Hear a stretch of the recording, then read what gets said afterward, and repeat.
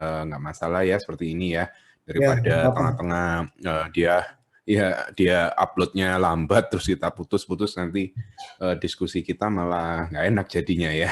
Kan sama saja, yang penting lihat screen-nya ini aja ya daripada lihat sayanya ya. Jadi Saya bukan hanya First Media, Pak. IndiHome juga lemot hari ini. oh diam juga ya. Oh Yo, gitu ya kemarin ternyata. dari Padahal kemarin sebenarnya dari kemarin oh dari IndiHome. kemarin. Heeh. Oh, padahal ini pertemuan terakhir juga ya. Jadi Hmm. kita udah nggak bisa Mungkin misalkan karena kayak cuaca cancel. juga Bahkan kayak tadi saya sudah cuaca. mungkin ya pengaruh juga ya. Mungkin habis liburan panjang juga ini ya. Jadi Oh iya. mungkin masih awal-awal liburan, mereka internetnya kan minta ikut liburan mungkin. Nah, untuk hari ini agenda kita selesaiin. Jadi kita nggak banyak-banyak sih, yang untuk di awal kita mau bahas masalah yang minggu lalu kita lanjutkan ya. Jadi hubungannya kepailitan dan PT, bagaimana tanggung jawab PT beserta organnya dalam hubungannya dengan kepailitan. Karena ini kan judulnya mata kuliahnya kepailitan dan tanggung jawab perusahaan. Kita di awal sudah bahas PKPU kepailitan secara prosedural ya, jadi secara kepailitannya, bahkan dulu sebelum saya lanjutkan oleh Pak Tandio kan sudah dibahas dari segi PT-nya. Nah mungkin di hari ini kita bahas permasalahan kepailitan dan tanggung jawab dari perusahaannya. Kalau masalah akibat hukum, saya rasa kurang lebih sama dengan yang kita bahas kemarin. Kita kemarin kan sudah sempat bahas masalah akibat hukum kepailitan, akibat hukum PKPU, itu kan berlaku untuk subjek hukum baik yang orang perorangan maupun badan usaha seperti PT. Apalagi kan ini kita mata kuliahnya lebih ke arah perusahaan dan biasanya lebih ke arah PT ya. Kalau kita ngomongin kepailitan yang sifatnya CV, firma, itu bisa sebagai objek kepailitan karena orang tuh termasuk yang persekutuan atau apa namanya non badan hukum juga untuk perusahaan yang sifatnya badan usaha non badan hukum, tapi sifatnya kepailitannya ya sama seperti kepailitan perorangan, karena kan kita kalau bilang CV firma itu kan sifatnya lebih ke persekutuan orang. Nah, yang agak beda itu kalau sudah yang menyangkut PT, apalagi kalau kita ngomongin kepailitan tuh saya sih nggak ada datanya ya, tapi kalau kita lihat di SIPP kebanyakan itu kepailitan tuh yang kena PT, mungkin karena kalau sifatnya sudah besar ya, udah perusahaan suatu usaha yang modalnya besar, itu biasanya kan juga gabungan dari beberapa investor yang biasanya membentuk suatu PT. Makanya kebanyakan kasus-kasus atau perkara kepailitan PKPU itu biasanya subjek hukumnya menyangkut PT seperti itu. Jadi di awal kita akan selesaiin ini permasalahan PKPU, kepailitan dan perusahaan. Lalu nanti saya akan share beberapa contoh soal, mungkin kita akan kerjakan bersama-sama juga ya, kayak semacam soal bukan soal beneran sih, kita ngomongnya case study, tapi ini lebih ke arah simulasi ya. Jadi simulasi penghitungan untuk beberapa hal. Yang pertama nanti masalah voting perdamaian, lalu masalah pembagian budel, lalu penghitungan fee kurator nanti kita bahas singkat juga. Oke, langsung aja saya mulai. Jadi kalau kita bahas tanggung jawab perusahaan, apalagi yang menyangkut PT, konsep yang utama adalah konsep piercing the corporate veil. Apa maksudnya? Jadi piercing the corporate veil itu seperti ini ya, kurang lebih. Jadi kalau kita ngomong PT itu kan suatu limited liability company. Suatu perusahaan yang tanggung jawabnya itu terbatas gitu kan. Jadi apanya yang terbatas, tanggung jawabnya baik secara untuk pemegang sahamnya maupun organ-organnya, itu mereka mempunyai tanggung jawab yang terbatas. Nah, kalau dalam hal kepailitan sama, secara umum tanggung jawabnya terbatas. Akan tetapi dalam konsep PT itu ada istilahnya piercing the corporate veil itu, jadi maksudnya kan veil itu kayak apa ya, kayak semacam serubung gitu ya, serubung atau tabir gitu ya. Nah, itu bisa ditembus sehingga nanti pemegang sahamnya itu ikut bertanggung jawab secara pribadi, bukan hanya PT sebagai subjek hukum atau badan hukum yang terpisah ini yang bertanggung jawab gitu. Nah, konsep piercing the corporate veil ini walaupun secara filosofis di berbagai negara itu ada, karena sifatnya kalau kita sudah ngomongin badan hukum, corporation, yang utamanya PT ini ya, Limited Liability Company, atau di negara lain dikenal dengan nama-nama sendiri ya, kayak di Malaysia ada Sendirian Berhad, ada di GmbH, di mana kok Belanda BV ya, di Jerman GmbH, nah lalu PTY Ltd, PTI Ltd, nah itu semua kan nama-nama PT yang berbeda-beda. Peraturannya secara teknis pun mungkin berbeda, tapi secara konseptual, secara filosofis itu kurang lebih sama, karena PT itu biasanya dianggap sebagai suatu badan hukum tersendiri yang berdiri sendiri terpisah dari para pemegang saham serta organ-organnya yang di mana mereka itu cuma komponen dari PT ini. Nah, kalau di Undang-Undang PT sendiri, walaupun secara teknis, secara filosofisnya sama, kita kan harus tetap lihat secara teritorialnya di masing-masing negara itu bagaimana pengaturannya. Nah, ini pertama yang kita bahas dari segi pemegang saham. Kalau di PT di Indonesia, di Undang-Undang PT, ini di Undang-Undang PT yang sekarang tuh kan kita pakainya Undang-Undang Nomor 40 tahun 2007, tapi beberapa pasal diubah dengan Undang-Undang Cipta Kerja. Jadi kalau teman-teman cek-cek pasal dalam Undang-Undang PT, jangan lupa juga dibandingkan dengan yang ada di Undang-Undang Cipta Kerja, karena beberapa pasal sudah diubah dengan Undang-Undang Omnibus Law Cipta Kerja yang baru itu kan. Nah, untuk pemegang saham diatur di pasal 3 Undang-Undang Perseroan Terbatas. Di situ disebutkan pemegang saham perseroan tidak bertanggung jawab secara pribadi atas perikatan yang dibuat atas nama perseroan dan tidak bertanggung jawab atas kerugian perseroan melebihi saham yang dimiliki. Nah, ini secara umum kan gitu, karena PT ini merupakan suatu badan hukum sehingga sebagai suatu subjek hukum yang berdiri sendiri, dianggap sebagai suatu subjek hukum, sebagai orang tersendiri. Tapi ada perkecualiannya. Apa aja perkecualiannya? Di ayat 2-nya disebutkan, ketentuan sebagaimana dimaksud pada ayat 1 tidak berlaku apabila persyaratan perseroan sebagai badan hukum belum atau tidak terpenuhi. Nah, ini kan lebih ke arah pendirian ya, karena mungkin lupa disahkan atau gimana, yang saya rasa kalau sekarang kayaknya nggak mungkin ya, hampir pasti PT itu mendapatkan status badan hukumnya ya, jarang lah kasus seperti ini. Lalu pemegang saham yang bersangkutan baik langsung maupun tidak langsung dengan iktikat buruk memanfaatkan perseroan untuk kepentingan pribadi. Nah, ini bisa dihubungkan dengan kepailitan. Jadi kalau sampai hartanya PT ini dipakai, PT-nya ini dipakai untuk kepentingan pribadi, kalau bisa dibuktikan pemegang saham ini, maka bisa ditembus file-nya itu sehingga mereka bisa bertanggung jawab secara pribadi. Karena kan ini perkecualian ya dari yang ayat satunya, bila bisa dibuktikan bahwa ada kondisi-kondisi seperti ini ya. Dan ini ABCD ini sifatnya alternatif. Jadi atau ya, di sini di C ini kan ada atau, jadi salah satu terpenuhi bisa mengakibatkan ayat 1 ini tidak perlu dilaksanakan, kayak begitu. Nah, lalu yang poin C, pemegang saham yang bersangkutan terlibat dalam perbuatan melawan hukum yang dilakukan oleh perseroan. Atau D, pemegang saham yang bersangkutan baik langsung maupun tidak langsung secara melawan hukum menggunakan kekayaan perseroan yang mengakibatkan kekayaan perseroan jadi tidak cukup untuk melunasi hutang perseroan. Nah, kalau arahnya PKPU, kepailitan itu kan yang utama di poin D ya, karena sifatnya lebih mengenai hutang piutang kan, seperti yang sudah kita bahas untuk ini masuk minggu ke-6 ya, nggak kerasa ya. Nah, jadi kalau memang bisa dibuktikan, mungkin para pemegang saham itu bisa juga bertanggung jawab secara pribadi atas suatu proses atau mekanisme kepailitan yang sedang berjalan gitu. Jadi yang penting bagi para pemegang saham itu, jika kita dari segi pemohon, kita kalau ingin melibatkan hartanya para pemegang saham sebagai budel, nah ini poin-poin yang harus diperhatikan. Jadi kalau bisa terbukti di salah satu hal ini, ABCD ini salah satu terbukti, maka pemegang saham bisa bertanggung jawab secara pribadi.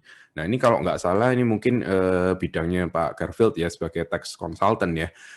Kalau nggak salah di perpajakan tuh kan juga ada konsep seperti itu ya, ada hutang atau tanggung jawab pemegang saham gitu kan ya istilahnya ya. Iya, betul, Pak. Nah, ini jadi sama, walaupun kelihatannya orang, bikin PT biar aman gitu kan ya. Jadi kita bikin PT biar terpisah sebagai subjek hukum tersendiri, intinya dianggap sakti gitu.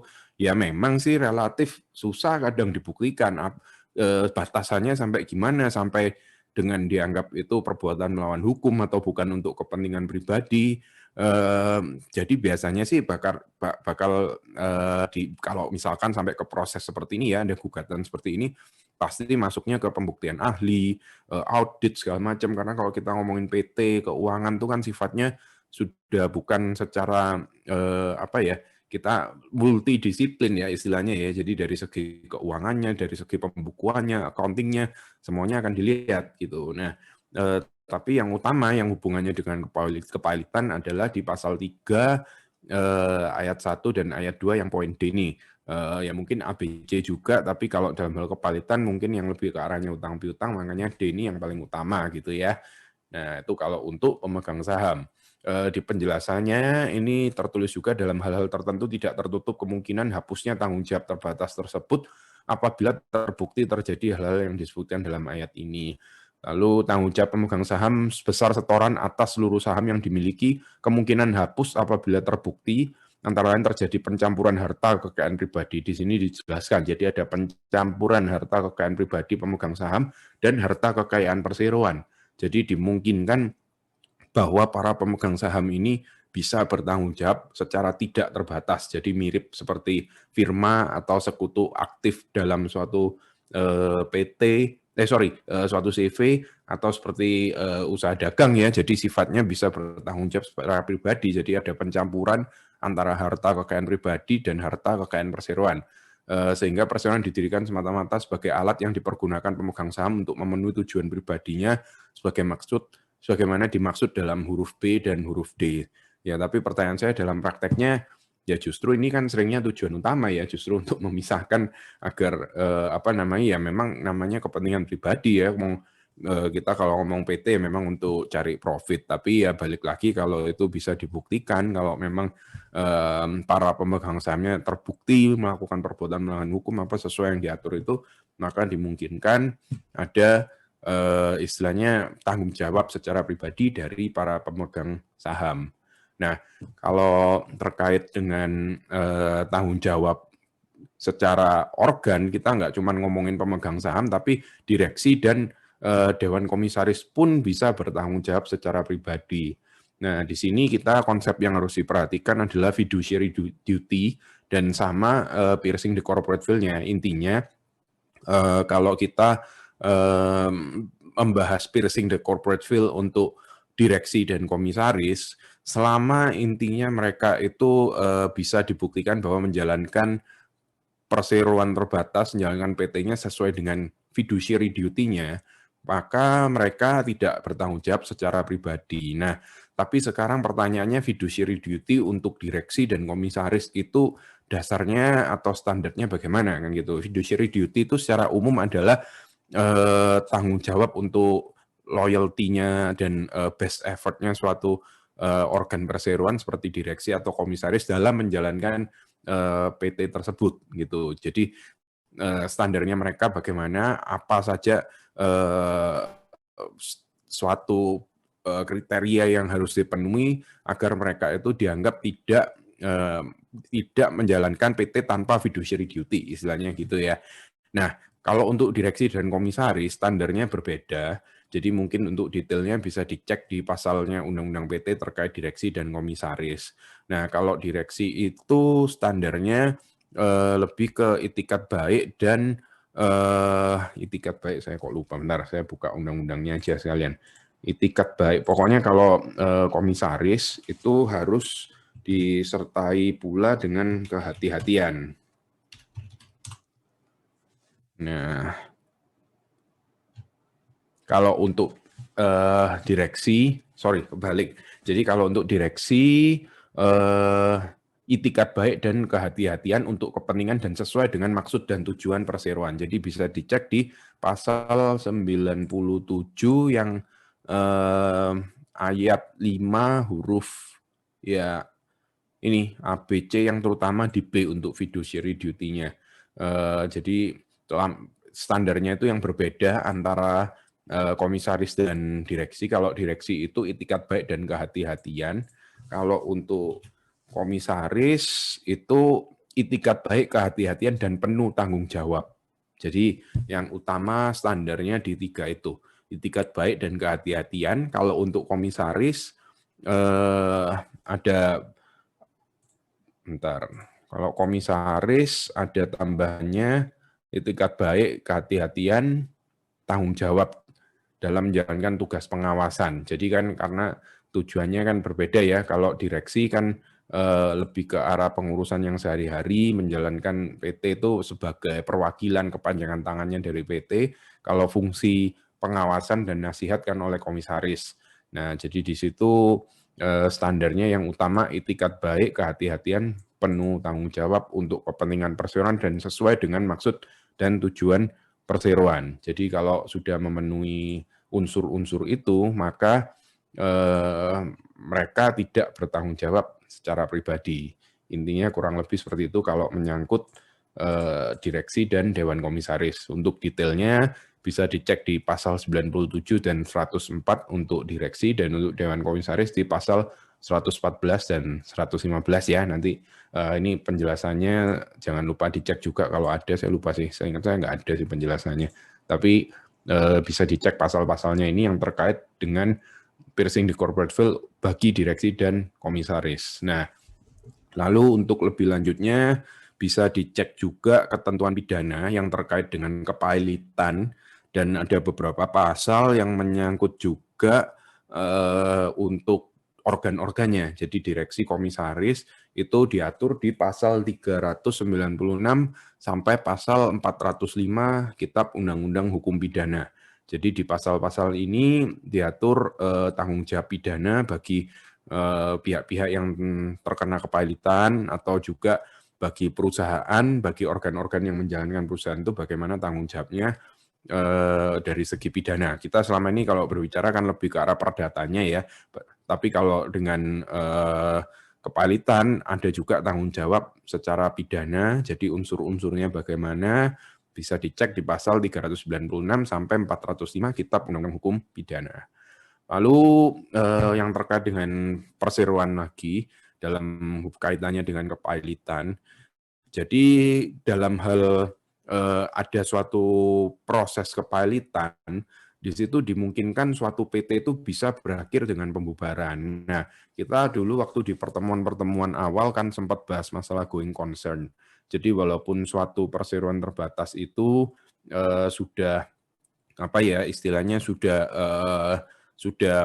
pilot, tapi kan kita masih upayakan agar bisa terus dijalankan. Nah, itu istilahnya kan asas going concern ya. Jadi bagaimana caranya tetap dengan PKP, walaupun terkena PKPU kepalitan, tapi PT atau suatu usaha ini tetap bisa berjalan, supaya ya siapa tahu memang proses PKP atau kepalitan ini memang gara-gara nggak liquid gitu ya, atau gara-gara manajemen yang salah, sehingga dirasa dengan adanya penundaan kewajiban pembayaran utang, ataupun dengan kepalitan, di situ bisa mungkin ada tanah atau lahan yang nggak terpakai, itu bisa dibantu untuk dilakukan pemberesan untuk melunasi hutang. Nah, akan tetapi kalau kita ngomong secara umum, kepalitan itu kalau memang sudah terjadi insolvensi, sudah dijual-jual, ya memang nggak bisa diteruskan, makanya PT-nya pun dibubarkan gitu. Nah, jadi pembubaran PT itu bisa terjadi karena beberapa hal, seperti contohnya keputusan RUPS, penetapan pengadilan, berakhirnya jangka waktu. Nah, yang berkaitan dengan kepalitan,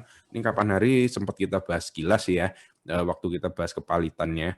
Jadi dengan dicabutnya kepalitan berdasarkan putusan pengadilan niaga yang telah mempunyai kekuatan hukum tetap, harta palit perseroan tidak cukup untuk membayar biaya kepalitan. Jadi kan salah satu alasan berakhirnya kepalitan karena harta palit perseroan tidak cukup untuk membayar biaya kepalitan, sehingga PT-nya dibubarkan juga. Nah, bisa juga karena harta palit perseroan yang telah dinyatakan palit berada dalam keadaan insolvensi, jadi tetap ada budelnya, tetap ada aset PT ini untuk melunasi hutang, tapi karena insolvensi, sebagaimana diatur dalam Undang-Undang tentang Kepalitan dan PKPU, jadi kan kita lakukan pemberesan, dijuali, jadi ya otomatis PT ini ujung-ujungnya ke pembubaran. Nah, pembubaran itu nanti akan berlanjut dengan proses yang namanya likuidasi. Jadi dalam hal terjadi pembubaran perseroan sebagaimana dimaksud pada ayat 1, ini ayat 1-nya tadi ya, wajib diikuti dengan likuidasi yang dilakukan oleh likuidator atau kurator.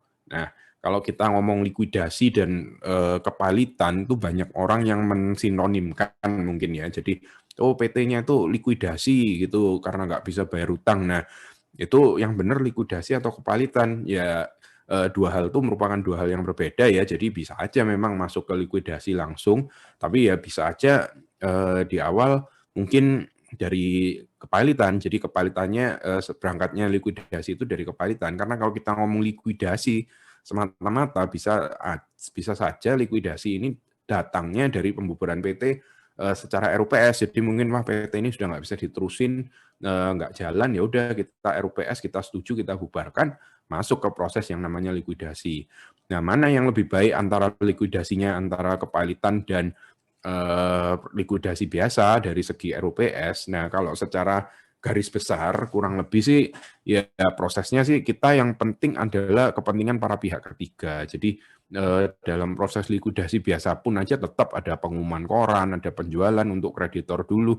Nah, tapi kalau secara kepalitan, sifat kreditor yang sudah pernah kita bahas yaitu preferen, separatis, lalu konkuren, itu lebih jelas karena kan peraturannya ikut di ranahnya kepalitan. Kalau likuidasi yang dalam ranahnya di Undang-Undang PT itu terus terang nggak ada aturan yang jelas bahwa kalau likuidasi harus seperti ini. Jadi di situ cuma gambaran umum aja, di mana sifatnya kita bisa dibilang lebih ke arah bikin perdamaian sendiri gitu ya. Jadi kalau sampai memang ada pihak ketiga, ada kreditor ya, gimana rencana likuidasi kita, gimana cara melunasi tanggung jawab kepada para kreditornya gitu. Bahkan kalau kita ngomong kepalitan yang likuidasi yang berangkatnya dari proses RUPS atau mungkin berakhirnya jangka waktu, itu biasanya yang diangkat sebagai likuidatornya. Jadi kita harus pisahkan juga profesi likuidator dan kurator ya. Memang sih prakteknya kurator bisa juga berpraktek atau melakukan tindakannya atau kewenangannya sebagai likuidator, tapi likuidator tidak selalu kurator. Nah, bahkan dalam proses likuidasi seringkali biasanya yang diajukan sebagai likuidator itu direkturnya sendiri. Jadi direktur PT itu diangkat sebagai likuidator, diajukan ke pengadilan, misalkan, nah itu bisa jadi untuk melakukan pemberesan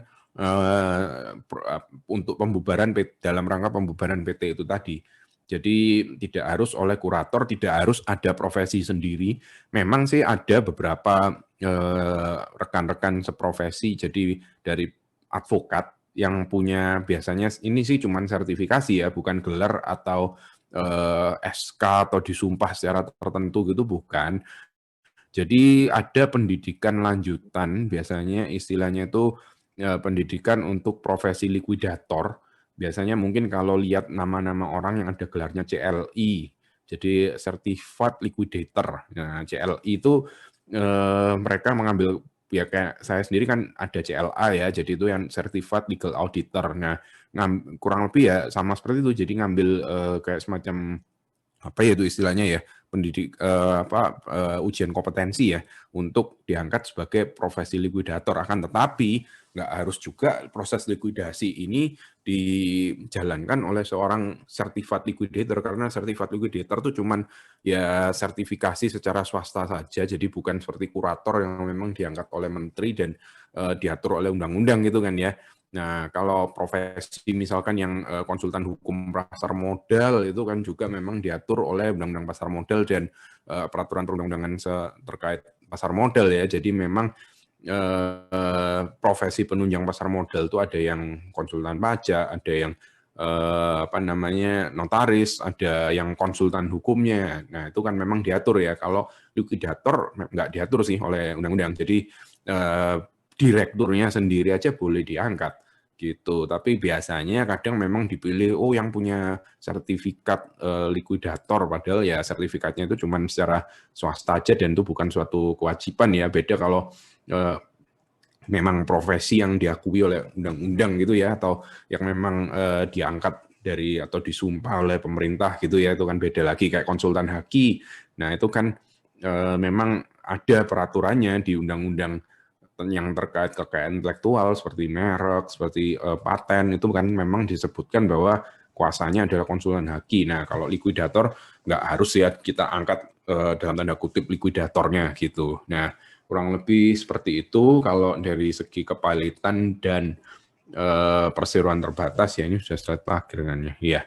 Nah mungkin ini kita akan lanjutkan dengan case study-nya ya, yang akan kita coba untuk kerjakan bareng. Tadi saya sudah kirim soalnya, soal-soal ini biasanya yang dari ujian, dari pendidikan kurator, jadi biasanya yang dipakai sebagai latihan-latihan soal atau sebagai apa ya istilahnya simulasi gitu ya, untuk penghitungan-penghitungan yang terkait dengan kepilotan. Nah, di sini mungkin nanti bisa minta tolong Pak Garfield untuk share ya ke teman-teman ya untuk soalnya. Nah, ini hari ini kita kerjakan secara singkat gitu aja. Nanti mungkin saya akan pakai juga di ujian buat salah satu soalnya, tapi saya belum tentuin sih yang mana. Tapi ini gampang sih, terus terang simple. Tapi memang kita harus mengacu pada undang-undang gitu aja. Jadi cuman perlu kebiasaan. Kalau secara rumus nggak ada rumus yang beneran gimana gitu, nggak ada rumusnya, cuman apa standar tambah kurang kali bagi secara standar gitu aja sih. Kita kalau ngomong di profesi hukum katanya nggak ada hitung-hitungannya, buat orang yang nggak suka hitung-hitungan bisa masuk hukum, padahal ya kalau kita ngomongin di bidang profesi hukum ya selalu ada hitung-hitungannya dari berbagai hal. Bagi yang misalkan berkecimpung di dunia pidana ya harus ngitung masa tahanan dan teman-temannya itu kan juga ada. Terus lalu kalau di bidang hukum bisnis kan bisa aja ngitung sahamnya PT, modal permodalan PT segala macam. Itu dalam bidang kepilotan ya urusannya aja urusan duit kan ya, utang piutang ya. Jadi ya pasti hitung-hitungan semua. Apalagi kalau misalkan yang memang fokusnya ke hukum pajak atau hukum yang hubungannya dengan pasar modal, ya arahnya banyak hitung-hitungannya juga. Warisan, hukum waris itu kan juga perhitungan ya, yang ya walaupun perhitungannya secara simpel sih cuman kali bagi tambah kurang ya, tapi kan ada peraturannya apa yang harus dihitung duluan, bagaimana caranya, bagaimana ketentuannya gitu ya. Nah ini coba kita kerjakan secara bersama-sama ya. Jadi ini nanti mungkin bisa dibaca, kita baca dulu bareng-bareng, lalu coba mungkin teman-teman bikin apa ya, sketch coret-coretan gitu ya, mungkin diburam dulu. Nanti saya kasih waktu mungkin 5 menit gitu ya, terus kita coba bahas gitu ya. Jadi supaya nggak cuman kita istilahnya kita saya yang ngerjain terus lalu disalin gitu ya. Jadi nanti saya kasih waktu untuk coba dikerjain dulu, nanti kita bahas hasilnya, oke? Nah, jadi yang pertama ini kita bahas masalah voting PKPU. Jadi ini soalnya simulasi aja sih ya. Jadi kita banyak kita istilahnya faktor-faktor yang tidak kita pakai, angkanya pun aja kita pakai yang bulat gitu ya. Nah, jadi putusan PKPU terhadap PT X oleh Pengadilan Niaga Semarang. Dalam proses PKPU sementara, hasil verifikasi utang diketahui bahwa PT X mempunyai utang kepada PT Utara sebesar ini, Selatan ini, Timur, Barat, Tenggara sebesar ini, kita ketahui semua. Lalu Bank A sebesar 15 miliar yang dijamin dengan fidusia atas mesin dengan jaminan 20 miliar. Lalu Bank B sebesar 5 miliar yang dijamin dengan fidusia atas kendaraan bermotor dengan nilai jaminan 10 miliar. Bank C sebesar 50 miliar yang dijamin dengan hak tanggungan atas tanah dengan nilai jaminan 80 miliar. Lalu kantor pajak sebesar 5 miliar. Nah, selanjutnya debitur mengajukan rencana perdamaian yang ditawarkan kepada para kreditornya. Adapun dalam rapat pemungutan suara atau voting atas rencana perdamaian PT X dihadiri oleh seluruh kreditor, jadi seluruh kreditornya hadir, dan hasil pemungutan suara adalah seluruh kreditor yang hadir menyatakan menyetujui proposal perdamaian, kecuali PT Timur yang abstain dan Bank A yang menyatakan tidak setuju. Gitu ya. Jadi semua hadir, tapi waktu voting PT Timur menyatakan abstain dan Bank A menyatakan tidak setuju. Nah, ingat ya, ini tentang PKPU ya. Lalu pertanyaannya, yang A, siapa saja kreditor yang berhak ikut serta dalam voting? Lalu B, apakah rencana perdamaian PT X dalam PKPU dapat diterima atau tidak? Itu pertanyaan yang B. Nah, kalau yang C, ini kita modifikasi. Jadi apabila kreditor yang menyatakan tidak setuju adalah Bank C, apakah rencana perdamaian PT X dalam PKPU dapat diterima atau tidak? Itu dulu aja pertanyaannya. Mungkin bisa minta tolong Pak Garfield share soalnya ya ke teman-teman ya, PDF-nya. Nggak apa-apa, di-share aja. Ini mungkin saya Sudah tampilkan di-share gini tadi, ya. Pak. Oh, siap. Oke, Sudah. sip. Nah, ini seperti ini. Nah, untuk patokannya, pasal yang dipakai di sini, kalau untuk perdamaian kan dalam hal ini PKPU ya, maka pasalnya di 280, berapa ya saya lupa. 280 satu atau 5 saya lupa. 280 bentar.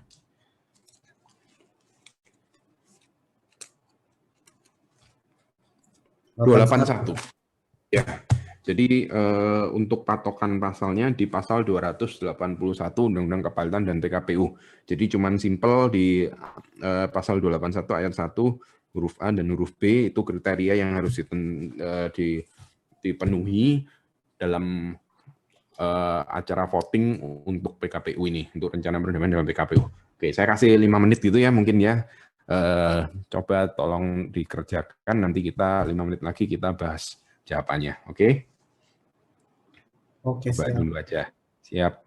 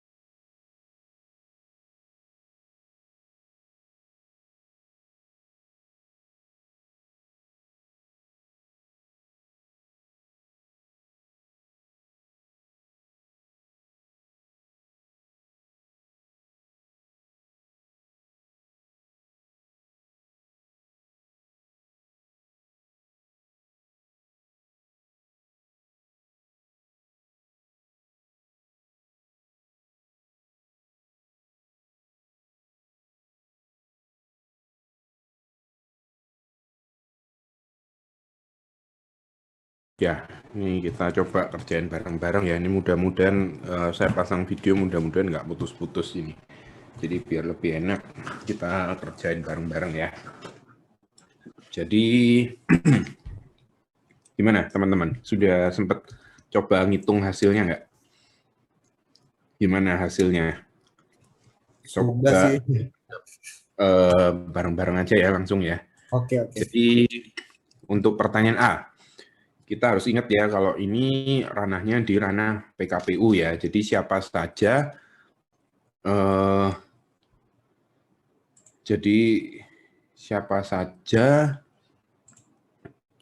mana tadi pertanyaan ini? Kreditor yang berhak ikut serta dalam pemungutan suara voting. Nah, sekarang jawabannya yang mana saja berarti? Ingat ya, kita akan punya 3 jenis kreditor. Ada kreditor konkuren, ada kreditor separatis, dan ada kreditor preferen. Nah, bentar, annotation-nya mana? Nah, oke, ini saya tandain aja.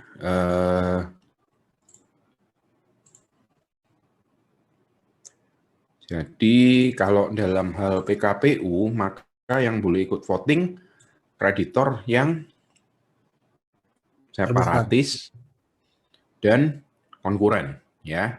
Jadi separatis itu siapa? Separatis itu adalah intinya yang mempunyai jaminan kebendaan, gitu. Di undang-undang pun kan disebutkan ya, kreditor separatis adalah ini jadi ditulis yang di poin B ya, kreditor yang piutangnya dijamin dengan gadai, jaminan fidusia, hak tanggungan, hipotek, atau hak agunan atas kebendaan lainnya. Jadi jaminan kebendaan, jadi bukan jaminan perorangan ya. Kalau kita ngomong bortoh atau PG ya, personal guarantee, corporate guarantee itu bukan termasuk jaminan kebendaan. Jadi itu memang salah satu bentuk-bentuk jaminan juga kalau kita dalam hubungannya dengan hutang piutang ya. Tapi dalam hal ini kita pakai yang jaminan kebendaan saja yang masuk sebagai kreditor separatis. Jadi kalau kita ngomong separatis, bank ya, biasanya sih bank-bank ini yang separatis. Jadi ini satu, bank B, lalu bank C ya. Nah, kalau kantor pajak ini kan preferen ya, jadi kita nggak bisa ajukan sebagai untuk yang ikut voting. Nah, sedangkan yang PT Utara, Selatan, Timur, Barat, Tenggara karena nggak ada jaminannya, misal ini biasanya mungkin kayak supplier-suppliernya, itu mereka semua masuk ke kreditor yang konkuren. Oke. Nah, sekarang apakah rencana perdamaian PTX dalam PKPU dapat diterima atau tidak? Jadi kita harus cek dulu jumlah hutangnya satu. Jadi ini nggak tahu kelihatan nggak ini ya, mudah-mudahan kelihatan ya. Jadi misalkan kita di sini kita harus pisahkan dulu ya. Jadi kalau dicek di pasal 281 yang A dan B, yang A itu kan untuk kreditor yang konkuren ya. Jadi yang A yang konkuren dulu siapa saja. Jadi di sini kita ada PT Utara, kita ada PT Selatan, lalu ada Timur, Barat, Tenggara. Nah, ini kita cek dulu kehadirannya bagaimana ya. Jadi hadir atau tidak, lalu votingnya bagaimana. Nah, ini kebetulan kan di soal ditulis dihadiri oleh seluruh kreditor. Jadi ini kan untuk yang konkuren dulu ya. Ini kita ngomongin yang konkuren dulu, nanti yang separatis juga. Nah, hadir semua ya. Jadi mereka hadir. Lalu untuk votingnya, mereka semua bilang ya, kecuali PT Timur menyatakan abstain. Nah, ini nggak tahu tulisannya kelihatan nggak nih ya. Saya turunin dikit. Bisa dibaca nggak ini di layar saya? Nggak kebaca. Oh, nggak kebaca ya. Apa pakai virtual whiteboard ya? Virtual saya soalnya kalau pakai mouse nulisnya nanti takutnya nggak itu. Nggak apa-apa di itu aja Pak. Saya sambil nulis juga. Oh siap, oke. Nah ini mungkin gini lebih kelihatan ya. Oh iya iya. Nah tadi mungkin belum fokus. Nah sip. Ya. Jadi ini aja. Oke. Jadi hadir, nah mereka hadir semua ya. Lalu untuk votingnya, tadi voting kan di sini di keterangannya ditulis PT Timur menyatakan abstain. Nah kalau abstain dianggap berarti nggak voting. Jadi untuk PT Timur tidak, yang lain iya kan gitu ya. Nah sekarang kan kita harus cek angkanya. Di situ kan ada 1/2 jumlah kreditor konkuren yang haknya diakui oleh yang atau sementara diakui yang hadir, dan juga ada 2/3 bagian dari seluruh tagihan. Nah, sekarang kita harus jumlah dulu tagihannya ada berapa. Nah, ini tadi di sini mungkin kita tulis juga tagihan gitu ya. Untuk PT Utara 60 miliar, untuk PT Selatan 20 miliar, PT Timur 25, lalu 50 dan 25 ya. Nah, ini kita total dulu semuanya. Kalau saya sih biasanya gini. Jadi berapa ini? 60, bentar saya buka kalkulator. 60 plus 20 plus 25 plus 50 plus 20. 175 ya.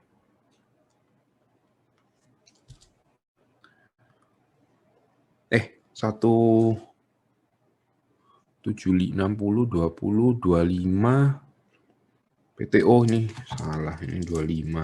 Makanya kok ada 5-nya 2 tapi kok bulat. Ini 25. Berarti harusnya 180 ya. 180. Ya. Tadi saya salah. Nah, sekarang kan kita harus total berarti yang 4 ini kan ya. Nah, ini kalau kita ngomong voting berarti kan 4/5 ya yang bilang iya. 4/5 ini kan apakah lebih besar dari 1/2? Ya kan? Jadi kalau 1/5 ini kan lebih besar dari 1/2 kan? Karena patokannya tadi kan 1/2 ya. Untuk yang kreditor, jumlah suaranya yang menyatakan iya dari yang hadir kan di sini ada 4 tuh, 2, 3, 4 dari totalnya 5. Jadi 4/5 kan lebih besar daripada 1/2 kan ya. Betul. Ya, betul ya. Jadi yang ini ya. Nah, lalu apakah 4/5 ini suaranya harus di atas 2/3 dari nilai hutang yang diakui.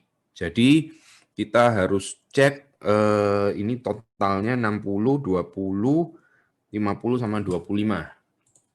60 berarti 180 kurangi 25 kan ya. 155. Nah, 155 dibagi 180. Hasilnya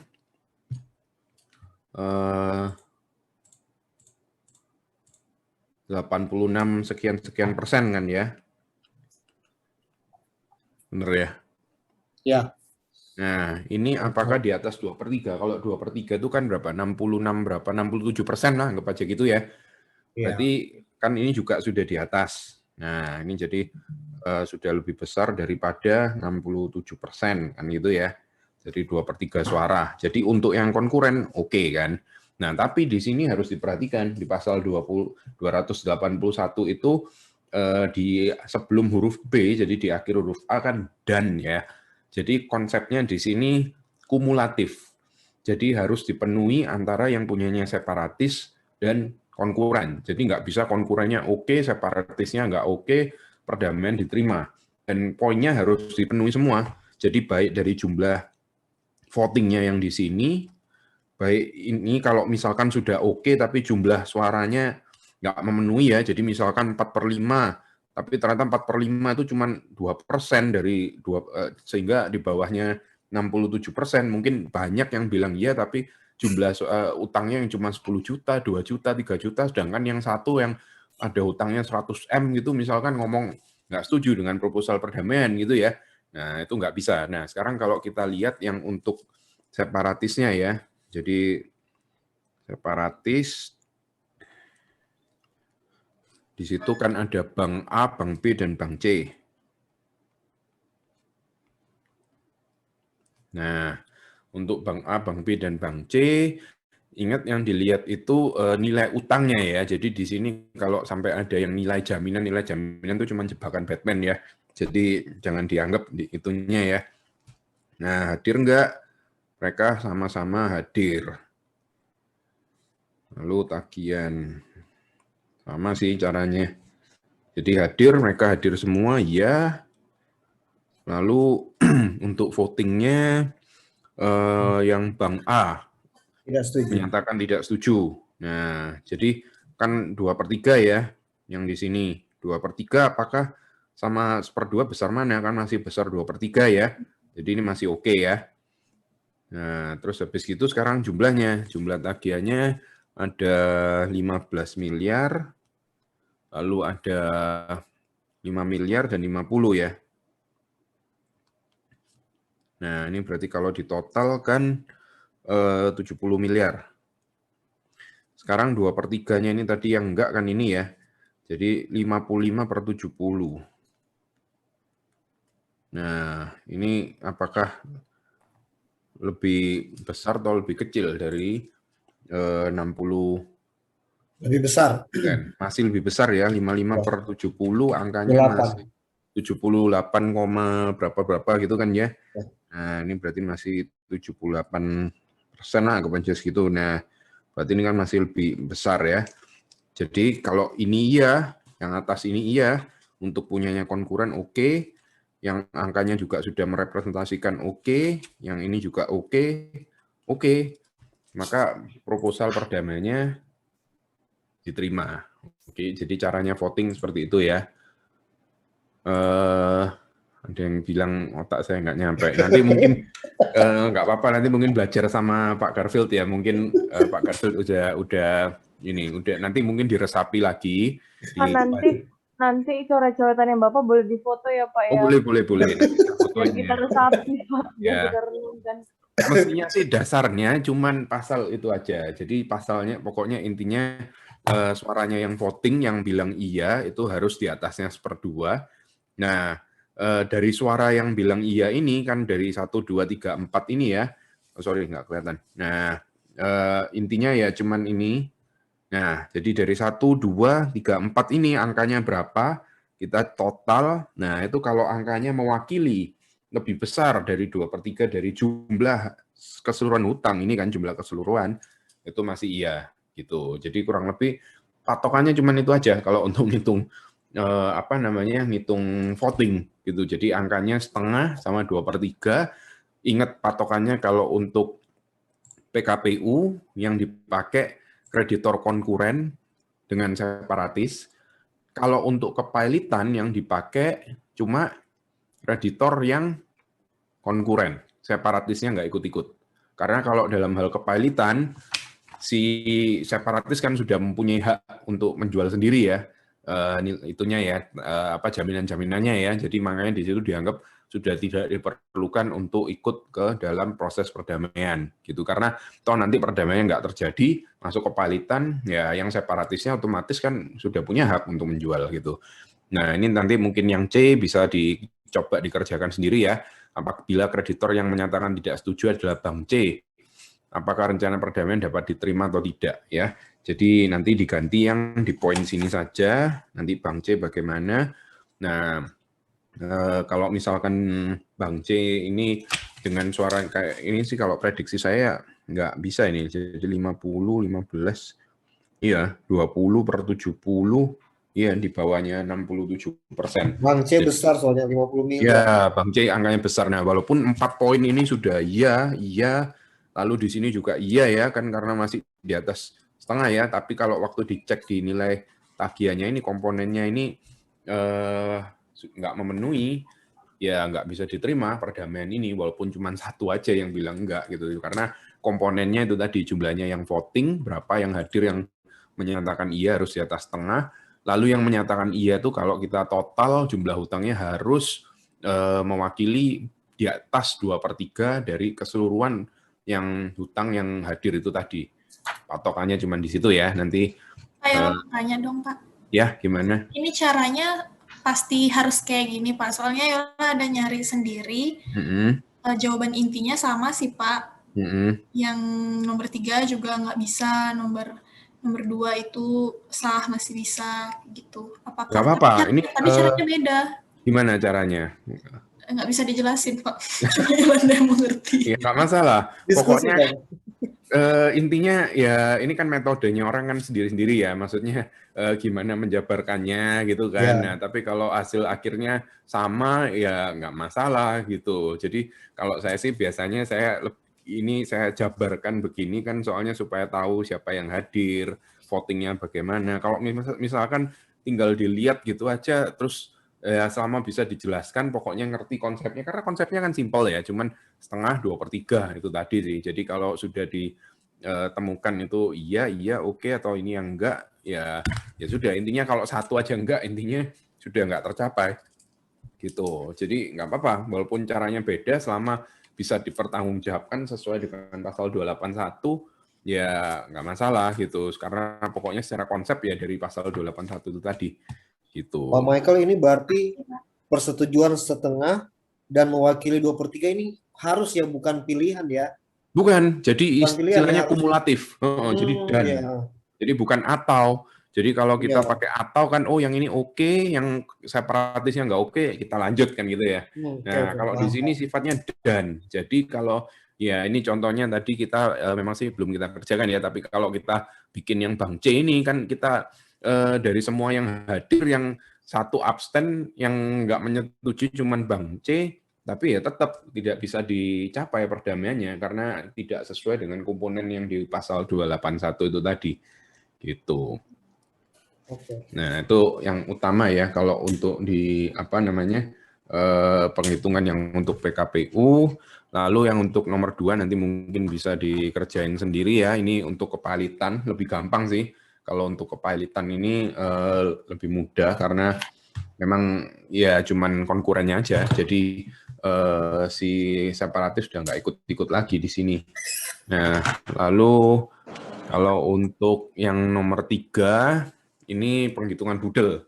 Nah, kalau penghitungan budel ini lebih gampang sih. Pokoknya kita harus tahu siapa yang dibayar duluan, pembayarannya yang lain dengan pro rata gitu. Nah, untuk yang ini yang utama kita harus cek hasil penjualan dulu. Ini sih cuman hitung-hitungan simpel ya, tapi intinya di sini hasil penjualan atau lelang. Nah, ini jadi sudah terjadi pemberesan. Ada 100M. Lalu penjualan atas aset yang dijaminkan. Jadi yang untuk separatis 20M. Gitu kan.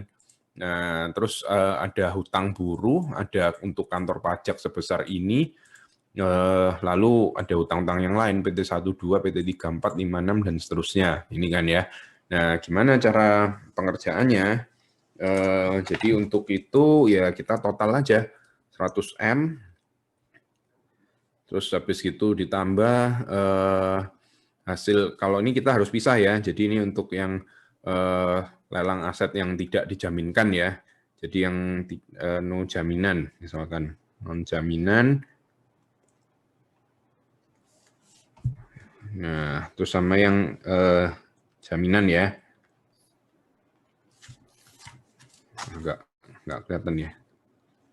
Apa nanti saya fotokan aja ya, kita kerjain bareng-bareng. Kalau ini simpel kok, cuman penambahan dan pengalihan pembagian sederhana. Jadi nilai jaminan kan yang di sini ada 100M ya.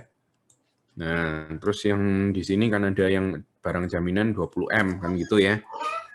Nah, lalu 20M ini kan dipakai untuk oh ya ini hasil oke. Nah, sekarang urutan pembayarannya bagaimana? Nah, kan nilai budelnya kan berarti 100M plus 120M, lalu dikurangi dulu dengan hutang buruh dan kantor pajak, jadi 3M dan 2M. Jadi yang pertama itu hutang buruh ya. Jadi urutannya kan preferen dulu harus dibayarkan, setelah itu separatis, baru ke konkuren. Nah, siapa yang masuk di preferen? Preferen itu hutang buruh dulu, atau pekerja, lalu baru ke kantor pajak. Nah, ini banyak kurator, banyak pihak yang sering bolak-balik, karena memang kalau di peraturan yang lama, makanya kalau dicari di Google, artikel-artikel banyak yang nulis preferen tuh yang pertama kantor pajak, nomor 2 baru buruh. Tapi dengan peraturan yang paling terakhir. Jadi kalau nggak salah dasarnya itu dari putusan MK, utang buruh itu yang paling pertama. Jadi dianggap buruh itu kan yang sudah bekerja perusahaannya sampai posisinya di hari itu kan ya karena pekerjaan dari pekerjanya yang ada di dalam situ ya, makanya mereka harus diberesin dulu gitu kan.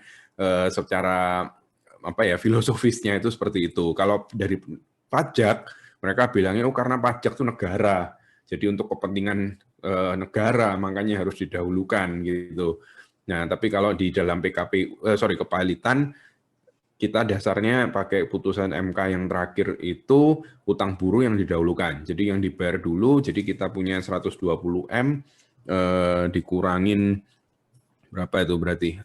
Dikurangin 5M untuk preferen, berarti sisanya di 115 ya.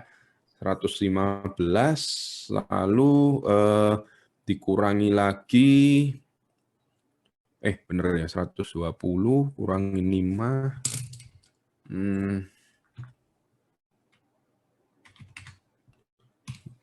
ya kurangin 3 kurangin 2 lalu dikurangin 10 ya. Karena kan dibayarkan ke yang bank desa sebesar 10M ya. Walaupun nilai jaminannya yang hasil pelelangan jaminannya kan dapat 20M. Namun hutangnya kan cuma 10M ya yang ke bank desa, maka dibayarkan ke bank desa cuma 10M, jadi sisanya masih 105M. Nah, 105M ini dibayarkan untuk 1, 2, 3, 4, 5, 6, dan 7, 8, 9, 10. Nah, ini kreditor konkurennya. Cara baginya gimana? Dengan prorata. Nah, proratanya gimana? Jadi kita harus tambahkan dulu semua ini ya. 25 tambah 20 jadi 50, 90, 140. Jadi kita punya 105M, sedangkan di sini totalnya ada 140M ya. Jadi gimana? Yang PT12 jadi di prorata 25 per 140 dikali 105 gitu kan, prorata ya. Gitu. Jadi nanti dihitung satu-satu 20 per 140 kali 105 hasilnya berapa itu nanti jumlah pemberesannya ke masing-masing kreditornya gitu ya. Jadi cuman hitungan prorata simpel sih kayak kita kalau ngitung bagi hasil di dalam suatu PT.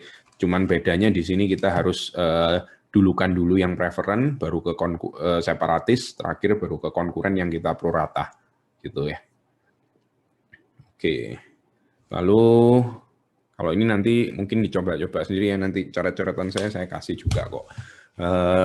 Yang terakhir ini tentang penghitungan fee kurator. Nah, kalau fee kurator ini saya rasa sih ujian nggak bakal saya keluarin lah karena ini nggak terlalu penting terus terang kalau untuk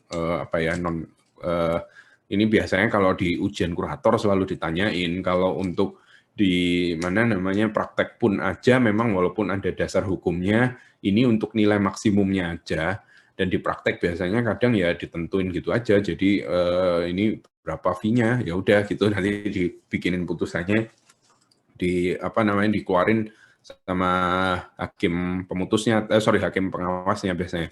Nah itu nanti keluar fee-nya berapa tapi kita harus tahu maksimumnya berapa supaya kita kalau sebagai pihak yang mungkin klien kita kena permohonan kepalitan atau PKPU kita tahu maksimumnya yang harus dibayarkan itu berapa gitu walaupun di prakteknya ya seringnya sudah istilahnya di bawahnya ini sih pasti karena ini kan harga maksimumnya gitu kan ya.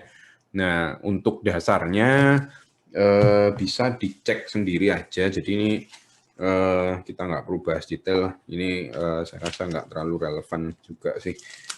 Tapi penting untuk tahu dasar hukumnya aja. Bentar, ada di sini. Kalau untuk yang dipakai ada di Permen Kumham nomor 11 tahun 2016 dan Permen Kumham nomor 2 tahun 2017. Gitu. Apa bedanya? Jadi di sini kita ada 4 macam outcome. Jadi 4 macam outcome-nya itu seperti apa? Saya tulis aja ya di sini. Bentar. Kita kalau ngomong untuk fee kurator itu bisa dibayarkan di 4 kemungkinan. Yang pertama di PKPU, yang kedua di kepalitan, kan gitu ya. Nah, kalau untuk PKPU itu ada yang berakhirnya dengan perdamaian, ada yang tanpa perdamaian. Nah, jadi ada 1, 2 kemungkinan ya. Jadi ini chance-nya maksud saya 1, 2 ini aja. Kemungkinan pertama, kemungkinan kedua. Nah, lalu kalau untuk kepalitan, jadi ada yang berakhirnya dengan perdamaian juga.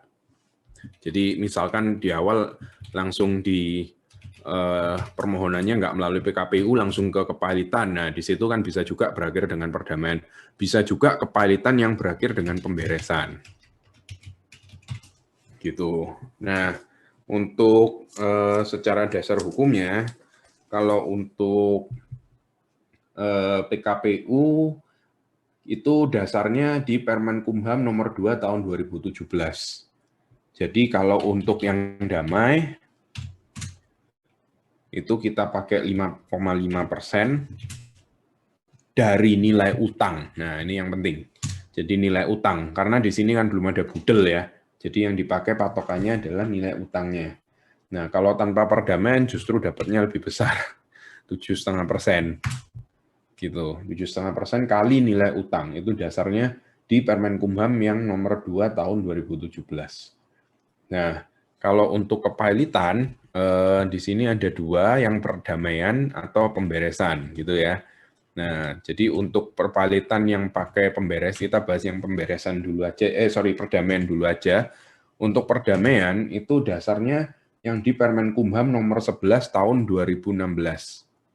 Itu yang untuk kepilitan yang berakhir dengan perdamaian. Jadi beda kalau PKPU kan tadi pakai yang 2017 semua ya. Kalau yang kepilitan kita pakai yang 2016 kalau untuk perdamaian. Berapa? Nah, itu hitungannya kalau kita ngomong kepilitan pakai progresif. Nah, progresifnya berapa nanti saya habis ini kasih rumusnya ya. Kalau untuk pemberesan, untuk kepilitan yang berakhir dengan pemberesan, di situ dasar hukumnya pakai Permen Kumham nomor 2 tahun 2017. Jadi cuman kepalitan yang berakhir dengan perdamaian yang memakai dasar yang dari 2016. Yang lain kita pakai Permen Kumham yang nomor 2 tahun 2017. Nanti mungkin untuk referensi bisa dicek di mana namanya di undang-undangnya, di Permen Kumhamnya ya. Jadi kalau untuk ini sih saya sempat share nggak ya? Jadi saya ada kalkulator. Saya dulu sempat bikin di mana website saya sih. Ntar saya share screen-nya habis gini.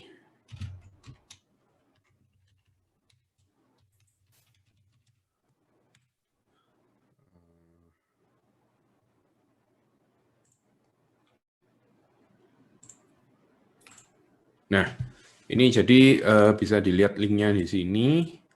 Kalau mungkin untuk hitung cepatnya aja, ini saya kasih bocoran, jadi ujian juga nggak bakal saya keluarin sih. Ujiannya nanti ke yang biasa-biasa aja, semua ada di slide nanti. Nah, ini jadi kalau PKPU, nilai utangnya berapa, misalkan 200 miliar. Nah, kalau perdamaian berarti 5,5% kali nilai utang, kalau tanpa perdamaian, fee-nya segini. Ini maksimumnya ya, balik lagi ya. Nah, kalau yang agak ruwet ini kepalitan.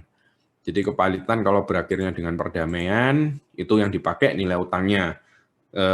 Kalau nilai utangnya misalkan 200 miliar gitu ya. Nah, itu hitungannya pakai progresif. Jadi kalau sampai dengan 50 miliar, ini kayaknya saya kurang 0 ya ini.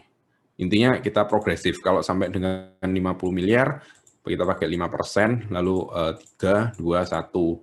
Nah, kalau untuk pemberesan, kita lihat dari nilai budelnya. Kalau budelnya misalkan dapatnya di 300M gitu, 350 miliar misalkan. Nah, kita berarti sampai ke progresif yang ke sini sehingga totalnya nanti yang ini gitu. Kalau ini cuma buat itu aja sih, apa namanya, referensi aja, nanti ujian nggak bakal saya keluarin kok, cuman biasanya soalnya kalau pembahasan tentang kepalitan pasti bahasnya fee kurator, fee pengurus gitu soalnya, jadi ya harus saya share juga kurang lebihnya seperti ini. Jadi nanti kalau misalkan mau apa namanya mau coba-coba ngitung atau tapi terus terang aja biasanya ini cuma buat patokan aja karena kalau di praktek biasanya sih ya lebih ke arah apa ya ditentuin sama hakimnya sih karena kan ini cuma patokan buat nilai maksimum aja. Jadi kurang lebih seperti itu. Ya ini sih soalnya udah selesai sih. Nanti ini cuma soal-soal buat referensi.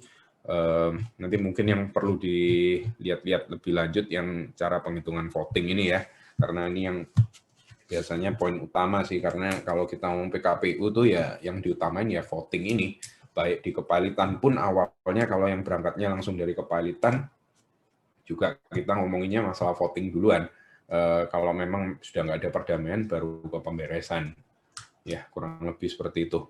Mungkin ada yang ditanyain dari teman-teman, ini sih sudah hampir 8:30 juga ya, jadi saya rasa sih pembahasan kita sudah selesai. Di pertemuan awal kita sudah bahas masalah teori kepalitan, teorinya PKPU secara umum, lalu di pertemuan berikutnya kita sudah bahas juga masalah PKPU ya, prosesnya bagaimana, akibat hukumnya bagaimana, lalu pertemuan berikutnya kita bahas kepalitan, waktu itu yang agak panjang sampai 2 pertemuan ya, pertemuan 3 dan 4. Minggu lalu kita bahas upaya-upaya hukum yang mungkin bisa diajukan dalam hal terjadi PKP atau kepalitan, mana aja yang ada upaya hukumnya bentuknya apa, karena kan dalam tiap proses itu dimungkinkan upaya hukumnya beda-beda sesuai dengan putusannya, sesuai dengan jalan yang ditempuh, jalurnya yang mana, putusan upaya hukumnya bisa beda juga. Nah, lalu hari ini kita tadi sempat bahas yang masalah tanggung jawab organ perseroan terbatas, yaitu termasuk pemegang sahamnya, direksi, dan dewan komisarisnya dalam hal terjadi kepalitan. Dan tadi kita bahas juga masalah pembubaran. Ya, saya rasa sih ini sudah cukup mencakup semua lah, kita cuma 6 pertemuan, makanya waktunya agak terbatas, sehingga kita cuma bisa bahas istilahnya masih kulit-kulitnya aja. Nah, bagi teman-teman yang mungkin nanti setelah selesai dari mata kuliah ini mau ngobrol-ngobrol, mau sharing-sharing, nggak cuma masalah kepalitan aja, masalah lain-lain, ya bisa, kan mungkin sudah punya kontak saya ya, nanti kalau nggak ada kontaknya mungkin bisa minta ke Pak Garfield ya, siapa tahu kita ya intinya kita tetap jalin silaturahmi lah, kita jadi teman, kita jadi rekan gitu ya. Nah bahkan mungkin siapa tahu bisa collab bareng, kolaborasi baik dalam hal apa namanya mungkin pemberian materi atau dalam hal pekerjaan ya, yang penting kita silaturahmi lah yang utama, intinya gitu sih kalau dari saya. Mohon maaf kalau ada kekurangan, mohon maaf kalau ada kekurangan kesalahan-kesalahan ya, karena terus terang ini baru pengalaman pertama saya ngajar hukum kepalitan, jadi mungkin dari segi apa penataan kurikulum, materi, flow-nya agak masih harus ngatur ya, karena kan belum pernah juga saya ngajar kepalitan, dan ini kebetulan nggak ada panduannya. Oke, yang diajarkan sepertinya jadi ya murni dari saya semua sih yang bikin apa namanya kayak urutan materinya, silabusnya gitu. Nah untuk UAS tadi saya diinfo oleh Pak Julius, katanya deadline-nya tanggal 14 ya, saya nggak tahu itu deadline-nya atau tanggal itu ya, nanti coba saya pastiin, tapi ya nanti kurang lebih paling ya cuman apa ya sifatnya esai gitulah, jadi nanti saya kasih soalnya, ini sih sudah saya siapin beberapa, intinya semuanya ada di slide-slide saya semua, jadi nggak perlu jauh-jauh dari situ, dan apa yang ada di slide itu semua kan patokannya dari undang-undang ya, jadi kalau mau dilihat lebih lanjut ya bisa nanti langsung sambil dicek di Undang-Undang Kepalitan dan PKPU. Untungnya kan Undang-Undang Kepalitan dan PKPU ini belum ada perubahan lagi dan nggak terlalu, bahkan nggak ada ya, nggak ada kayak PP, Permenkumhamnya itu yang apa ya, yang sifatnya langsung mengarah ke kepalitan dan PKPU-nya itu nggak ada ya. Adanya Permenkumham yang berhubungan itu lebih ke ini penghitungan fee seperti itu, lalu ada keputusan Mahkamah Agung, tapi itu sifatnya lebih ke proseduralnya. Jadi kalau mengajukan permohonan ke pengadilan, dokumennya apa aja, siapa kayak checklist itulah sifatnya lebih ke seperti itu. Jadi saya rasa kalau untuk pengerjaan ujian, kalau untuk basicnya semua patokannya masih dari Undang-Undang Kepalitan PKPU. Jadi kita nggak harus cek-cek lainnya. Kalau kita ngomongin PT, kan diaturnya udah di berbagai peraturan ya, misalkan utamanya kan di Undang-Undang PT 2007, bahkan sekarang udah ada Undang-Undang Cipta Kerja. Nah, terus kan ada berbagai peraturan, ada PP-nya juga, ada Permenkumhamnya juga kan, udah banyak ya. Kalau kepailitan, patokannya masih di Undang-Undang Kepailitan semua. Jadi kalau misalkan ada yang tertarik untuk belajar kepailitan lebih lanjut, ya bisa dimulai dulu dari baca undang-undangnya, karena itu sudah semuanya patokannya dari situ semua. Itu isinya undang-undangnya nggak muluk-muluk kok, cuman apa istilahnya dalam segala kemungkinan step-stepnya apa aja itu semua lengkap diatur di situ. Ya kurang lebih seperti itu dari saya. Sekali lagi terima kasih sudah join di kelas ini. Mohon maaf kalau ada kekurangan dan kesalahan. Sukses selalu, sehat selalu. Ya jangan lupa silaturahmi tetap dijaga ya di antara kita ya. Semoga kedepannya bisa terus ada kerjasama, ada kolaborasi, pertemanan lah. Itu. Terima kasih teman-teman yang sudah join ya. Sampai ketemu di lain kesempatan. Pak Robert mungkin mau nanya tuh, baru masuk Pak Robert. Iya, Robert baru muncul nih. Biasa Pak Robert banyak nanya. Saya mau tanya ini. Iya, langsung nanya. Gimana Pak Robert? Michael, saya mau nanya. Misalnya kita kalau ngambil fee kurator itu apa sudah selesai dulu pembahasan? Apa bagaimana? Terus sekarang ini kan ada namanya corona ya. Corona ini kan post major ya. Bisa juga dinyatakan secara nasional ya. Apakah post major ini bisa ini kan bisa membatalkan PKPU maupun pilot. Jadi ada dua pertanyaan tadi. Satu terkait ini pembayaran apa fee ya. Fee ini apakah harus selesai dulu terjual seluruhnya aset yang sudah dibereskan, apa kuratornya ngambil bisa fee-nya langsung dari setiap penjualan dari budel pilot. Ini Pak. Kedua apa tadi terkait ini post major akibat bencana nasional ya, bahkan dunia ya. Iya. Sekarang kan pilot itu apa karena persyaratan 2 kreditur ini langsung pilot dan itu putusan pilot juga kan tidak bisa langsung inkrah kan. Betul. Pertanyaan saya mungkin bisa diberikan jawaban oleh Pak Michael buat kita semua. Gini, kalau mungkin saya jawab yang masalah force major-nya dulu ya. Kalau masalah force major, saya rasa itu nggak bisa sampai membatalkan, karena kan kalau kita ngomong di mana namanya di PKPU sendiri itu kan kita kan sekarang seringnya kalau force major itu arahnya nggak langsung pilot ya, biasanya ke arah PKPU kalau memang usaha-usaha yang kayak hotel atau travel mungkin atau konstruksi itu kan kemarin banyak yang terkena terkena istilahnya gelombang PKPU kepailitan gitu kan ya. Nah, kalau misalkan masalah pembatalan saya rasa nggak bisa, karena dasarnya secara filosofisnya PKPU sendiri itu kan untuk menunda suatu utang. Nah, kalau memang dalam suatu keadaan hardship, kita kalau sekarang seringnya kan ngomong masalah force major itu kan bisa istilahnya itu kita ngomong suatu keadaan misalkan kayak corona itu bisa menjadi suatu hardship, bisa menjadi suatu overmah kan gitu. Nah, secara teori kan siapa yang menentukan hardship, siapa yang menentukan overmah itu kan berdasarkan pembuktian. Nah, kita nggak bisa kita klaim, oh kita ini terkena force major gitu kan, karena semuanya balik lagi kan ke pembuktian. Nah, kecuali memang sudah diatur di kontrak, apalagi kalau memang pandemi, kita ngomong pandemi itu kan apa ya, di kontrak biasanya kita yang masukkan kan bencana alam, kebakaran, hal-hal yang seperti itu faktor dari pemerintah. Nah, kalau dari kemarin sounding berapa kali ya, masalah apa namanya masalah force major itu biasanya diajukan di proposal perdamaian. Kalau kita ngomongin masalah PKPU. Jadi kan memang bisa dibuat sebagai suatu alasan pemaaf ya mungkin ya.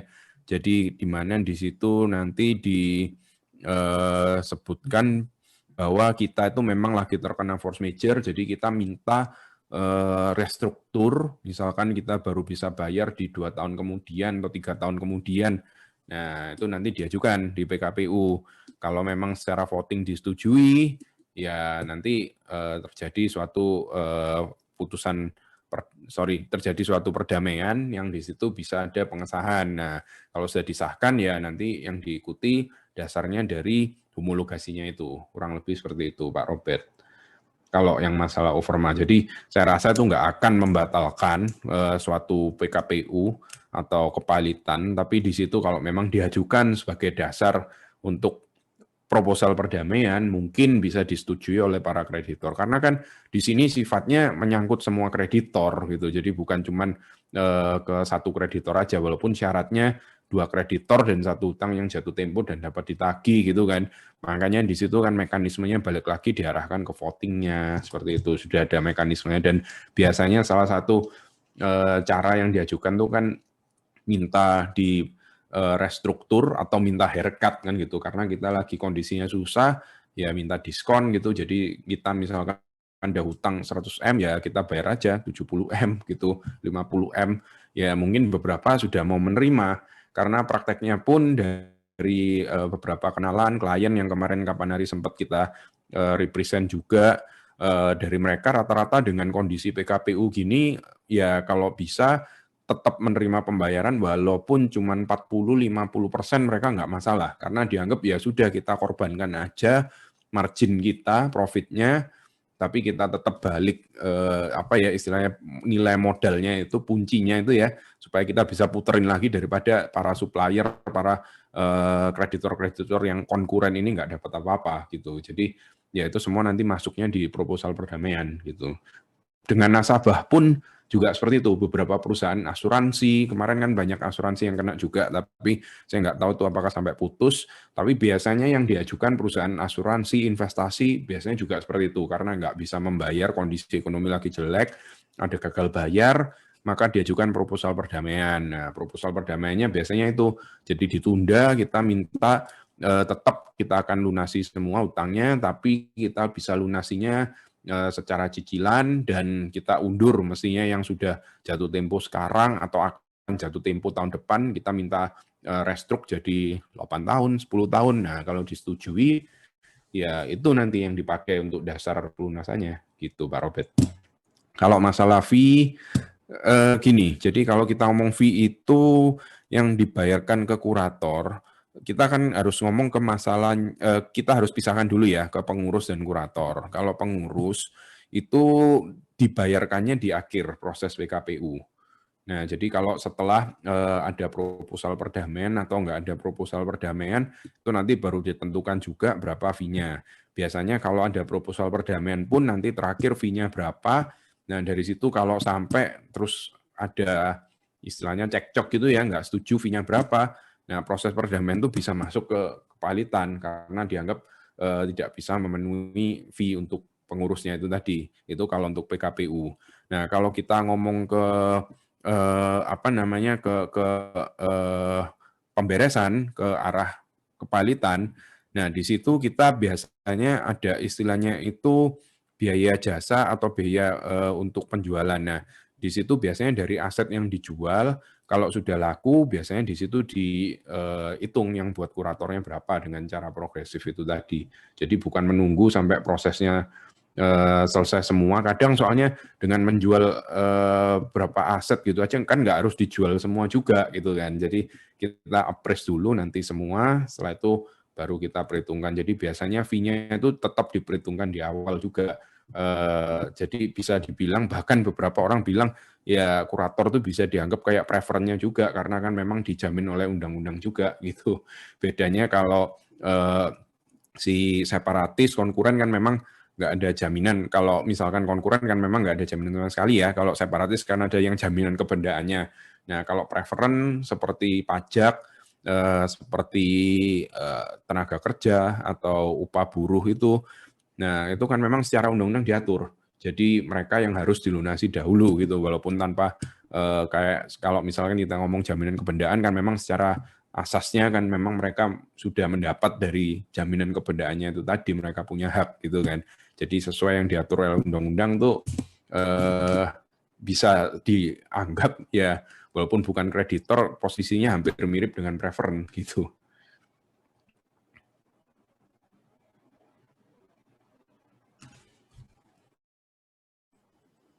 Terima kasih Pak Michael. Ya, siap Pak Robert. Lalu mungkin dari teman-teman yang lain ada pertanyaan sebelum kita akhiri pertemuan hari ini, pertemuan terakhir.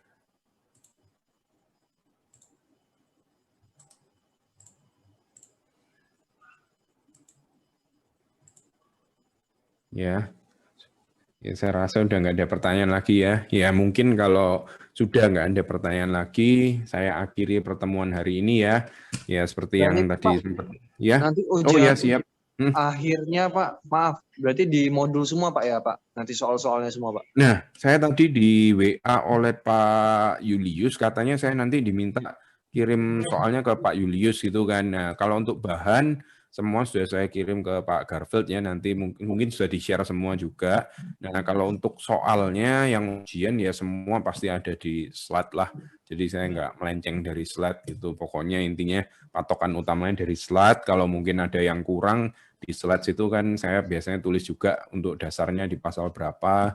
Nah, itu bisa dicari semua dan saya rasa kalau di masalah kepailitan dan PKPU saya dicari di undang-undangnya pasti ketemu jawabannya karena dasarnya di situ semua kok. Kita kalau ngomongin misalkan hukum pasar modal, nah itu kadang kita nggak nemu-nemu karena peraturannya bisa tiap minggu ganti itu kan ada Pajak OJK juga, Pak. baru. Kenapa? Di pajak juga gitu, Pak. Iya, sama. Dasarnya pokoknya yang hubungannya perbankan, keuangan, pasar modal, itu semuanya POJK tiap hari bisa berubah, tiap minggu bisa berubah-berubah terus kan. Jadi kalau kepailitan, iya masih dasarnya ya. Teknisnya ini sudah diatur di undang-undang. Betul, jadi teknisnya apa semua ada di situ, Ya. yang mungkin tambahannya itu ada di KMA, jadi keputusan Mahkamah Agung, tapi KMA-nya sendiri itu isinya ya sama dengan apa yang ada di undang-undang, cuman lebih kayak ke apa ya teknisnya gitu aja lah, kayak ke SOP untuk pelaksanaannya di pengadilan gimana kan, balik lagi KMA itu kan sifatnya bukan kayak normatif peraturan gitu kan, itu lebih ke panduannya bagi pengadilan untuk menjalankan perkaranya ini bagaimana gitu. Ya gitu sih, saya rasa nggak melenceng-melenceng lah, semua pasti ada di slide-nya, semua pasti ada di handout, dan apa yang ada di handout itu semua ada di undang-undang kok. Gitu. Oke. Ada Sebelum pertanyaan? ditutup Pak Michael, mau tanya satu. Iya, gimana Pak Robert? Kalau misalnya PT itu yang mau mempilotkan atau mem-PKPU-kan satu PT lain, apa syarat apa yang PT itu apakah harus apa dulu, harus surut dulu untuk menentukan mereka mau mem-PKPU-kan perusahaan lain yang punya hutang pada PT itu atau bagaimana? Kalau untuk sebagai pemohonnya, kalau memohonkan sebagai kreditor, saya rasa saya nggak perlu RUPS. Jadi kalau memang yang diajukan adalah PT lain nggak perlu, karena itu sifatnya kan cuman apa namanya mewakili PT dalam proses peradilan gitu aja. Jadi bukan melakukan suatu corporate action yang sampai bagaimana gitu kan. Kayak contohnya misalkan suatu PT kalau mau mengajukan gugatan kan ya cukup dengan surat kuasa gitu aja, nggak perlu melakukan RUPS dulu baru bisa memberikan surat kuasa, selama itu memang tidak diatur di anggaran dasarnya ya, kecuali memang di anggaran dasar ada khusus diatur bahwa untuk mengajukan gugatan yang sifatnya ini harus dengan RUPS terlebih dahulu gitu misalkan, karena kalau kita istilahnya kita mewakili suatu PT untuk mempilotkan atau memohonkan PKPU-nya suatu perusahaan lain sebagai debitor, itu kan nggak akan mempengaruhi kondisinya perseroan terbatas kita kan gitu. Jadi saya rasa nggak perlu beda kalau misalkan kita utang ke bank atau menjaminkan. Nah, di situ kan mempengaruhi aset PT, mempengaruhi hubungannya PT ini secara internal juga, saham-sahamnya nilainya gimana. Nah, kalau untuk menggugat, saya rasa nggak perlu atau mengajukan permohonan PKPU pilot itu. Kalau sebaliknya, tapi kalau untuk yang mengajukan sukarela, di situ ada di Undang-Undang PT ada ada mekanismenya, harus dengan RUPS, RUPS-nya votingnya harus berapa, itu ada sebelum mengajukan kepalitan secara sukarela. Jadi direkturnya itu harus, kan yang tetap mengajukan kan sebagai organ yang berwenang kan direksi. Jadi direksinya bisa mengajukan permohonan pilot dengan dasar RUPS terlebih dahulu. Tapi kalau nggak salah itu votingnya berapa ya, saya lupa. Kayaknya yang lebih besar 3/4 kalau nggak salah. Sama dengan yang merger akuisisi itu kalau nggak salah. Jadi kan ada voting yang standar kan di atas 50%, itu kan sudah oke gitu kan. Kalau untuk kepalitan tuh seingat saya angkanya 2/3 ya? 2/3 atau 3/4? Dari yang hadir itu harus setengah dari kreditur, terus nanti suaranya yang setengah itu harus mewakili 2/3 dari utang. Oh, enggak, itu maksud saya kan votingnya yang untuk perdamaian. Kalau ini maksudnya RUPS-nya. Jadi untuk RUPS, seingat saya 2/3 kalau di Undang-Undang Perseroan. Ya, nanti mungkin atau 50 plus 1, Pak. Itu 50/1 ya, bentar. Saya cek aja di Undang-Undang PT. Saya ingat saya kok 3/4 ya, bentar.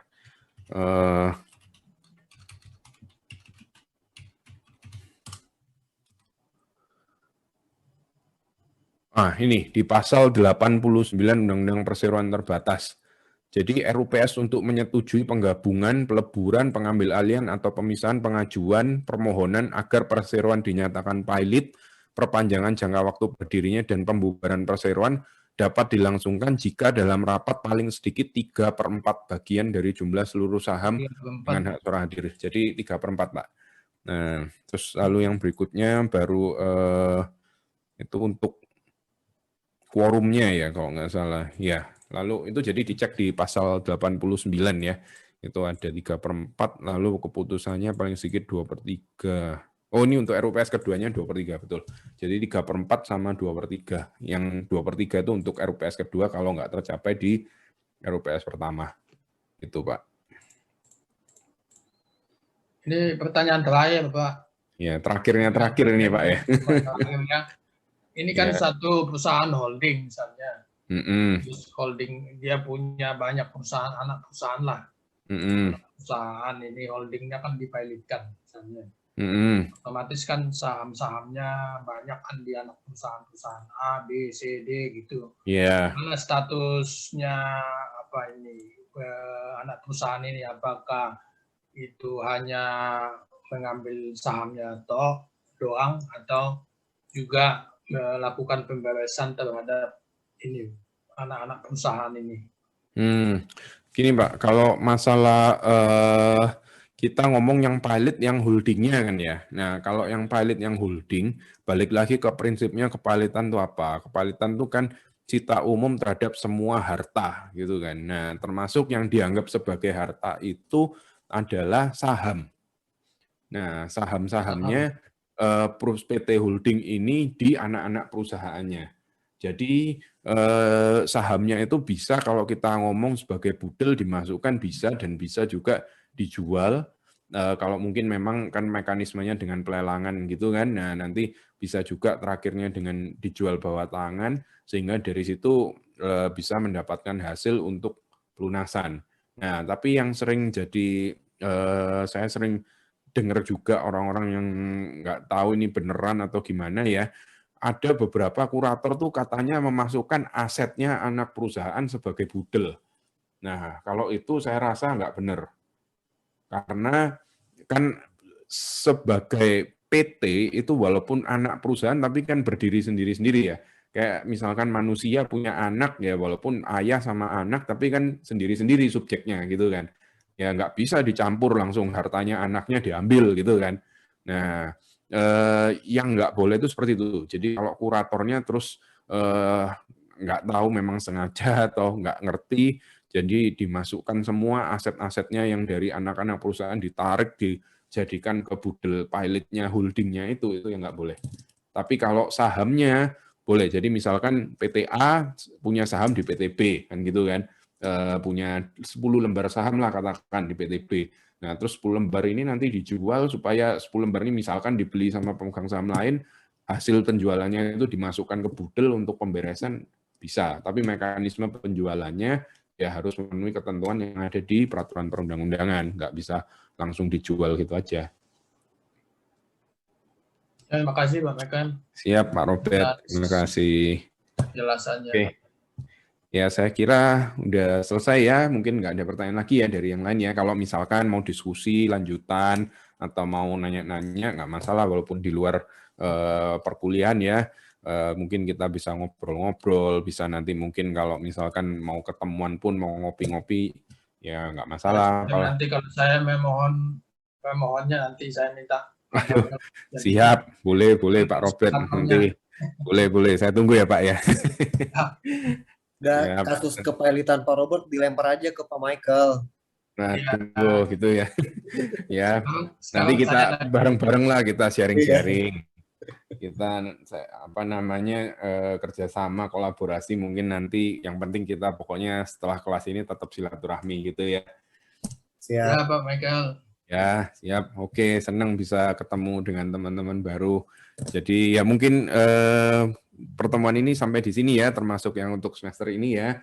Mungkin akan saya akhiri sebentar lagi. Sekali lagi terima kasih ya sudah bergabung. Mohon maaf kalau ada kekurangan, mohon maaf kalau ada kesalahan. Sukses selalu, sehat selalu buat teman-teman. Oke, sama-sama Pak Michael. Terima kasih. Terima kasih. Terima kasih banyak. Sampai ketemu. Terima kasih.